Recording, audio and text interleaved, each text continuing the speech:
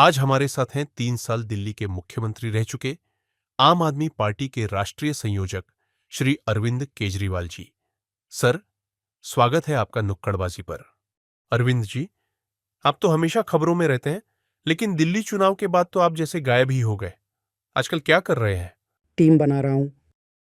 अच्छा, तो आप आने वाले चुनावों के लिए एक तगड़ी टीम तैयार कर रहे हैं, बीजेपी और कांग्रेस को टक्कर देने के लिए। दिल्ली ड्रीम 11 पे टीम बना रहा हूँ। आईपीएल चल रहा है ना, सारे निठल्ले लोग यही कर रहे हैं आजकल। तो अरविंद जी, क्या आप भी निठल्ले हो गए हैं? अरे मैं नहीं, मेरा लक्ष्य कुछ और है।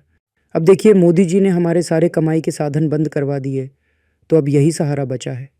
इसलिए मैं, मनीष सिसोदिया जी, सौरभ भारद्वाज, सत्येंद्र जैन और बाकी जिनके पास अभी कुछ काम नहीं है, हम सब शाम को मिलकर सारे फैंटेसी ऐप्स पर टीम बनाते हैं। इसमें आतिशी जी नहीं है? वो तो चुनाव जीत गई थी, उनको तो काम रहता होगा। अच्छा हाँ, वो तो है। पर सर, ये जुआ नहीं हो गया? क्या बात कर रहे हैं आप? ये एक स्किल का गेम है। अगर ये जुआ होता तो मोदी जी जैसे देशभक्त इसे कब का बंद करवा देते।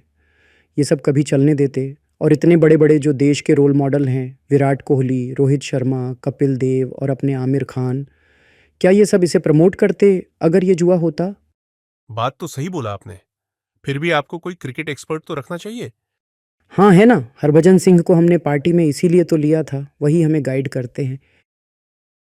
अरे वाह, फिर तो सही है। अच्छा, तो फिर अच्छे पैसे जीत लिए होंगे आप लोगों ने।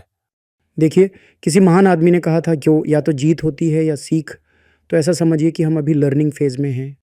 अच्छा, समझ गया सर। चलिए, तैयारी तो आपकी जबरदस्त हो रही है। तो आम आदमी पार्टी किस राज्य पर फोकस कर रही है अभी?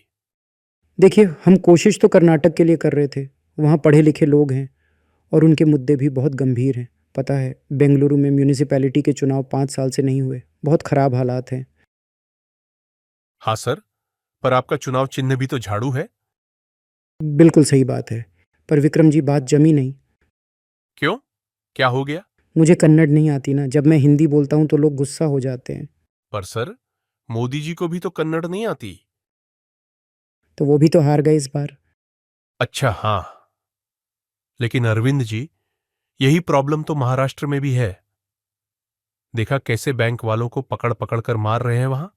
वहां कैसे जीत गए Modi ji? EVM hacking. Sir, ये बात हजम नहीं होती। क्यों? अरविंद जी, आप तो कहते हैं कि मोदी जी अनपढ़ हैं, पढ़े लिखे नहीं हैं। पर आप लोग तो इतने पढ़े लिखे हो, फिर वो अनपढ़ होकर भी ईवीएम हैक कर लेते हैं और आप लोग रोक नहीं पाते? हमने रोका ना उनको पंजाब में। तो ऐसे ही दिल्ली और गुजरात में क्यों नहीं रोक पाए आप लोग?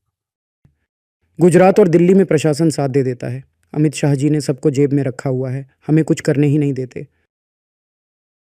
अच्छा, इसलिए शायद आप यमुना साफ नहीं कर पाए। चलिए, इंटरव्यू खत्म। अरे अरविंद जी, मैं मजाक कर रहा था। चलिए टॉपिक बदलते हैं।